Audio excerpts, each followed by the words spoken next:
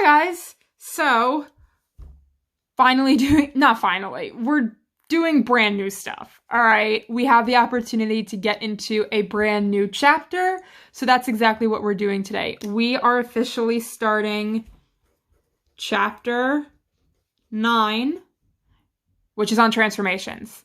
And I'll explain more about what specifically that means in a little bit, but specifically the section that we're talking about is 9.1, which deals with reflections.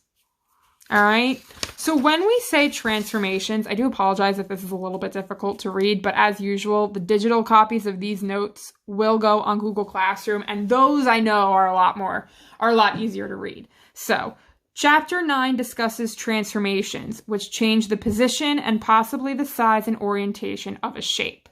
All right. So it's basically just a whole bunch of moving shapes around, like reflections. We're going to talk about flipping them over, moving them, rotating them, and even changing the size. All right. But it's still going to look like the same exact shape, even if we're just moving it all around. What the shape looks like before a transformation is called the pre-image. So let me see if I can, I'll do that in a second. What the shape looks like after the transformation is called the image. All right. Pre-image points are named the same way we name vertices. So just like down here is an example of a pre-image and an image. Image points are named by adding an apostrophe and reading them as prime. So down here is an example of a certain type of transformation. All right. And we start out with triangle ABC in blue. This is the pre-image. So it looks like all we're doing is just kind of moving this triangle over here. This triangle in red is our image because it's the result of what happened when we moved this triangle over. Now our triangle looks like this. All right. So triangle ABC was just moved a little bit. But now that we've technically got a new triangle in a new place, we need new points or new ways to name these points. But because this red triangle is related to the blue triangle, we want to name all the vertices in relation to our original triangle. So that's why we call it A prime, B prime, C prime. That's all the points. So this would be, for example, triangle A prime, B prime, C prime. That's what all this means when we talk about pre-image versus image and how we name everything. All right. So I think reflection and what it actually is in terms of geometry is pretty self-explanatory. You know how you see like your reflection in the mirror or like a reflection in a lake, you know, like that Mulan song. By definition, a reflection is a transformation which flips a figure over a point, line, or plane. So it's just we're flipping things over, right? Most of the time we flip figures over a line called the line of reflection. So this again is our pre-image triangle ABC. And what they're doing here is it looks like they're just flipping this triangle over that vertical y-axis. So they're just flipping it. This whole thing is going to get real cheesy real quick. I'm sorry. So this is your image figure. Triangle A prime, B prime, C prime. And I'm sure you guys are able to pick up on the fact that there is a relationship between the coordinates of triangle ABC and the coordinates for triangle A prime, B prime, C prime. And we're going to talk about that later. Just getting comfortable with the idea of reflection first. And I know a lot of you guys look in the book for information and stuff. The book does a whole lot of drawing. But because I don't expect you guys to have like protractors or compasses or anything like that, we are completely skipping all the stuff about drawing. So you're not going to see any of it in this presentation. You're not going to get any problems from it or about it in the homework. And you don't need to worry about it in the textbook or in this section of the textbook. All right. But just a couple things I do want to talk about with this idea of reflecting over a line. It is possible that the pre-image point and the image point could be in the exact same place if the actual point itself was on the line of reflection. You know, like if I just, again, flip my hand over, and it's not the most accurate, but if I flip my hand and like try to make it look like my pinky was in the same place. This would be so much easier if we were in person. But sometimes it is possible if you flip a figure over a line and the figure or a point on the figure touches the line, then when you flip it over a line, that point is not going to move. All right? If a point is not on the line, by formal definition, the line is the perpendicular bisector of the segment joining the 2 points. All right? So, in layman's terms, A and A prime are equidistant from the line of reflection. And technically speaking, the segment that you could draw between A and A prime would be perpendicular to the line of reflection. That's really all that second bullet point is saying. But like I said, we're not going to really worry too much about the drawing aspect of all this. So I don't really think you need to worry about that too much. Okay. So sort of like a multiple choice type question for the first, just to get used to some things. Which of the following transformations appears to be a reflection? There may be more than one correct answer. So we want to look for things that look like they're flipped over. All right. This, definitely not. It looks like it was just kind of moved. These C shapes, absolutely. The red and the blue are pretty much exact mirror images of each other. So that's the whole idea of reflections, is mirror images. So B definitely is going to be one. D also looks like it's going to be one as well. Mirror images, just a little bit slanted. And you'd have to be really, really careful with something like C because it's not a perfect mirror. All right, if you look at the actual, like this really long segment up here, if this really long segment looks like this and is right here, and in order for this to be a mirror image, this long segment would have to be here on the other side. All right, that's not the case. This segment is a lot shorter than this segment. So it's not a perfect mirror, which means C is probably not going to be a reflection. Neither is A. So the only ones that look like they're going to be reflections are B and D. Okay, that's example 1. The thing is though, like when I say drawing, I didn't really mean graphing. So we are doing some graphing. I am going to try to provide digital copies of graph paper for your homework if you need it. But that's really the kind of like drawing that we're going to do. So what does this say? Quadrilateral JKLM has those vertices. All right. Graph it and its image over the line y equals -2. So let's at least plot these points first.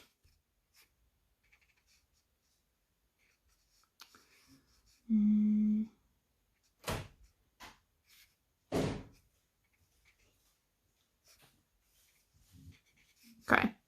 So that's our figure. And what's the line? Y equals -2. So I'm also going to draw that in because this goes into some of the stuff that I talked about with that second bullet point a couple slides ago, where the fact that your pre-image and your image points are equidistant from your line of reflection. So if I start out with point J, how far is J from the line of reflection? Well, it's 1, 2, 3, 4, 5 units away, up. So to reflect it, we're going to go, again, we went up right here, so we're going to go right here, but 1, 2, 3, 4, 5 points down, or 5 units down.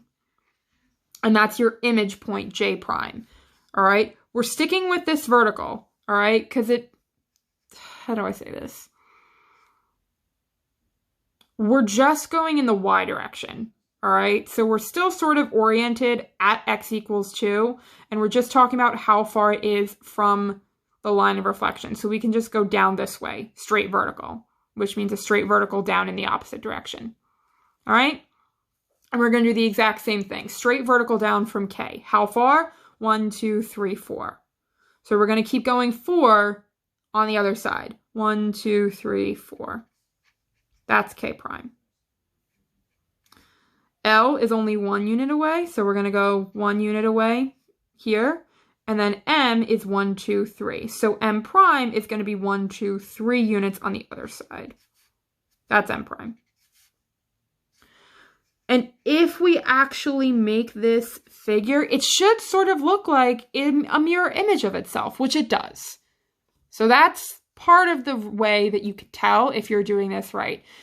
As I probably said, since the beginning of the school year, we do math in pencil. So if you mess up, your picture is probably going to look super, super wonky. So if you do this by hand, please, please, please, please, please do this in pencil in case you messed up. In case you mess up.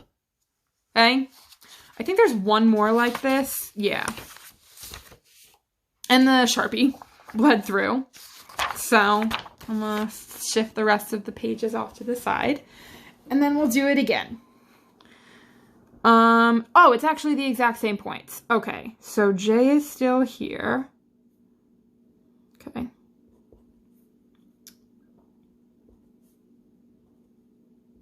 All right. Now we're reflecting it over, oh wait, let me connect it. Now we're reflecting it over x equals 1, which is right here. So since the line of reflection passes through the original picture, you're probably going to have to go in some different directions, and your image might sit directly on top of the line of reflection again, and it might also sit directly on top of the pre-image. So let me actually get my pen and do this in a different color, because things are going to get real weird. All right. J is, now we're going in the horizontal direction to get to the actual line of reflection. J is 1 unit away. So we're going to go 1 unit away in the other direction. Can you see? Yeah, you can see that. That's J prime. K is 2 units away. So we're going to go 1, 2 units away in the other direction. Make sure you label your prime points. L is also 1 unit away down here. So we're going to go 1 unit on the other side. And then M, we're going in the opposite direction. So we're going this way. 1, 1. That's M prime. And yeah, it does go on top of the line of reflection, and it goes on top of the original, on top of the pre-image. Not a big deal. You could absolutely do this the same way on your own if it makes more sense to you. Do 1 in pencil and maybe 1 in pen. Or colored pencils. Colored pencils. Colored pencils. All right. So that's the basics. And like I was saying earlier, there is a relationship between the points depending on what you reflect over or what your line of reflection actually is. Most of the time in this course, we talk about reflecting over 3 different lines. 3 different lines. The x-axis, the y-axis, or the line y equals x, because those all have a really nice relationship between the ordered pairs of your pre-image and your image. So, to reflect a point in the x-axis, multiply its y-coordinate by -1, or in layman's terms, just switch the sign. That's what this is saying. To reflect a point in the y-axis, multiply its x-coordinate by -1, or again, just switch the sign. So, basically, reflecting over the x-axis, you're switching the sign of the y value. Reflecting over the y-axis, you're switching the sign of the x value. It's kind of like the opposite. Reflecting over the line y equals x, which looks like this, is a little bit different, but it's also pretty straightforward. All you're doing, if you're reflecting a point over the line y equals x, just switch them. Switch the places of x and y. Don't change the number. Don't change the signs. Just take them and switch their places. All right? The book also might use, if I didn't already say this, reflect a point in the x-axis, in the y-axis, in the line, blah, blah, blah. It means exactly the same thing as reflecting over the line. So I usually say over, but if you see it reflecting in the line, that's what that means. All right. So again, I'm going to just shift the rest of my papers off to the side. Okay. Reflect that rectangle across the x-axis. It means the exact same thing. Graph the pre-image in the image. So we'll do that first. Here's S.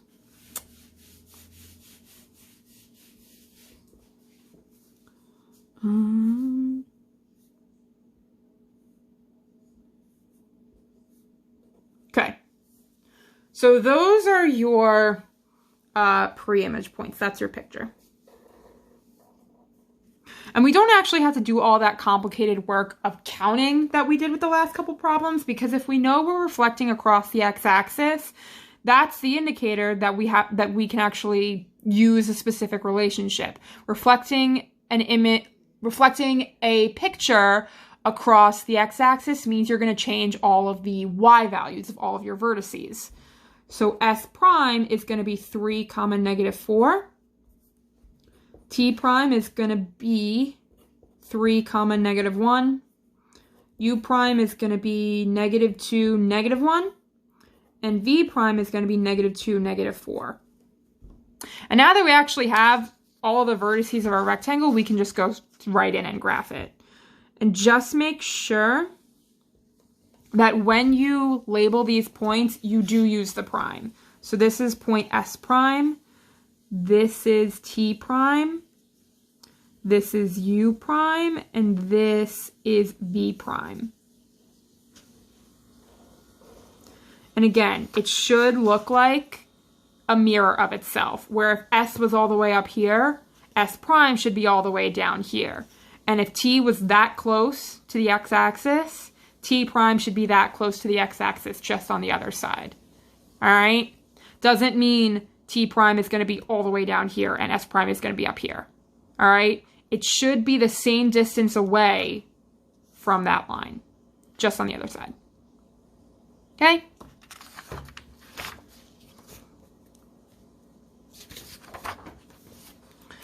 Graph quadrilateral ABCD with those vertices and its reflected image in the y-axis. So,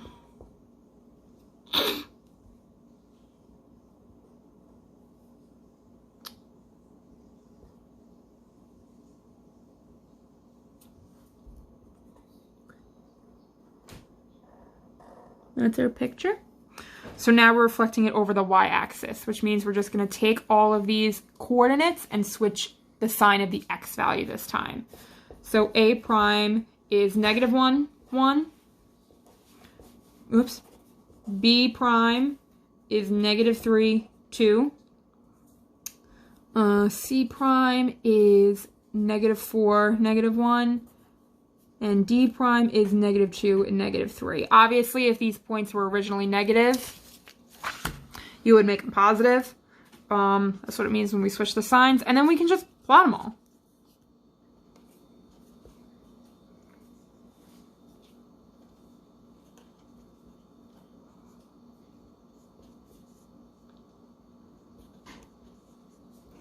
And there you go.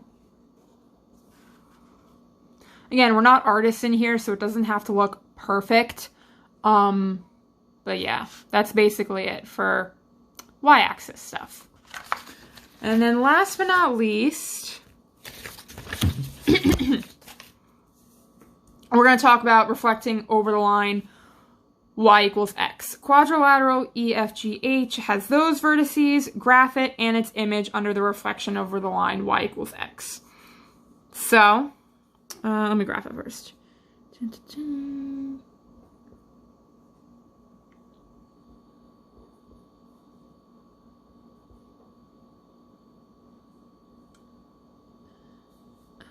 -3. Okay, got this thin little trapezoid going on. Okay, this, I'm not exactly sure what's going to happen, but just in case, I'm going to use a different colored pen, just in case it looks, it ends up overlapping itself. It might not, I don't know.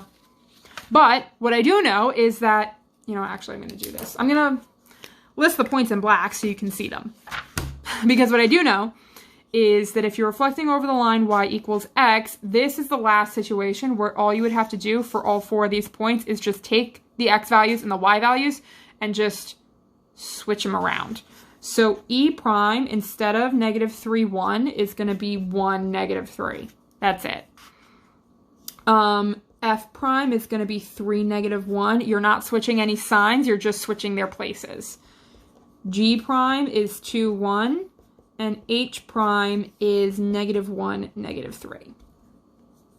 So those are all your points. And just in case we have any overlap, I'm going to do the graph at least in blue. So that's E prime. That's F prime. This is G prime. And this is H prime.